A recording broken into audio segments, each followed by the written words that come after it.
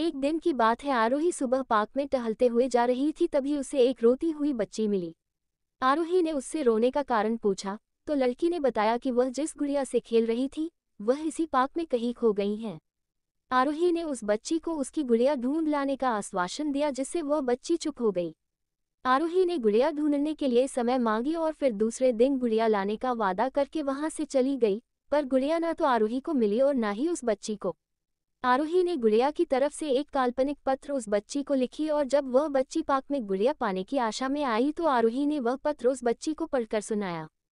पत्र इस प्रकार था, कृपया रोना मत, मैं समय समय पर उस गुड़िया के बारे में तुम्हें लिखती रहूंगी। अब आरोही रोज उस खोई हुई गुड़िया की तरफ से काल्पनिक पत्र लिखने लगी और लगभग रोज ही उस बच्ची को पढ़कर सुनाती, जो कि यात्रा का काल्पनिक वर्णन हुआ करता था। आरोही ने इस काल्पनिक लेकिन रोचक वर्णन ने उस बच्ची को रोने नहीं दिया।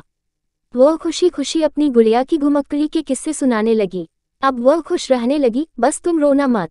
एक दिन जब काफी कहानियां हो गई तो आरोही ने एक दूसरे गुड़िया उस बच्ची को लाकर दी। जाहिर है वो गुड़िया बदली हुई थी। उस बच्ची को अपनी खोई हुई पुरानी गुड़िया जैसे नहीं लगी तो वह आरोही की ओर देखने लगी। आरोही अनजान बनते हुए गुड़िया में चिपकी एक चिट को निकाल कर पढ़ने लगी। उसमें लिखा हुआ था, यह मैं ही हूँ, तुम्हारी वाली गुड़िया जो पार्क में खो गई थी। दुनिया भर की लंबी यात्रा की वजह से मैं थोड़ी बदल गई हूँ। बच्ची को इस गुड़िया और आरोही पर विश्वास हो गया। वह गुड़िया लेकर घर चली गई।